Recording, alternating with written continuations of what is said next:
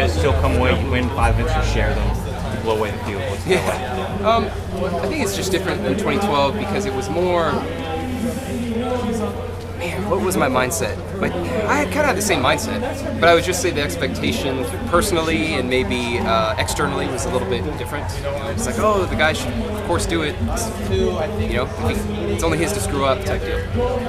Is it a little bit different? Because back then you were the one that was kind of going for it. You were the hunter. Now you're kind of the guy that everyone looks up to. It's a little bit different in that way. Is there any other, like in the animal kingdom, is there a time when the hunter becomes a hunted? That'd be very interesting.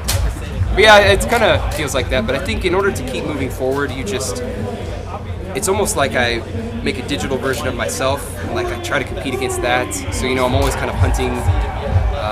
And maybe in my events, it's just the nature of the events makes it easier to do that. But yeah, it kind of feels like that. You mentioned before, just when you're between events, possibly like seeing other events going on. Did you see any other events out there while you were between events or at all? Yeah, I saw the women's high jump, and I saw the men's long jump. Wow. I saw the women's 400. That last 80 meters was insane. Allison was that was awesome. Yeah, tell me about watching Allison and just what. It's nice to have like a front row seat as a decathlete. You're on the field, you get to see all that stuff. Those types of things are really inspirational, and I try to learn a little bit from those athletes. Like, why did she wait until 80 meters to go? Was there something there? And sometimes I pick up little things from the specialists. What's your overall review of the day? Just today? For you? The review is pretty good. The goal was just to be smooth. Man, my throws, I was just very jittery, and you can't be like that in the throws, especially if you're a guy my size. You have to be really aggressive and competitive. And so those are the only things I was frustrated with, but I think that's a decathlon. If you don't leave with something frustrated, then you should quit, because it was perfect. We were all nervous going to that third discus throw? Obviously, yeah, absolutely. I was absolutely nervous. I knew I just had to get a mark, and I would probably be safe for the team. But of course, I want to perform well. So I was frustrated and also nervous a little bit. Physically, what percent would you say you're at right now? It's hard to say. With the little things I was having, I feel like I was about 90. So, it's nothing too significant. But again, I'm not a very good judge. Before you got hurt, what were you thinking you'd be doing to tune up for Rio, and does the injury maybe change that? Yeah, I think my training before this meet was altered, obviously. And I thought, I had this little mini sub-goal of trying to score 9,000 every time I did a decathlon. It'd be cool to just never go back to 8. But I think this is the nature of just getting older and this type of event. But my training now going into Rio, I think will be quite a bit more normal. And so I learned a lot here, competing very smoothly, not too aggressively, if that makes sense, and still scoring very well.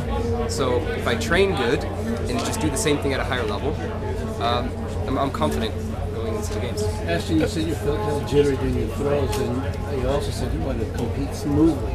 Yeah, I know.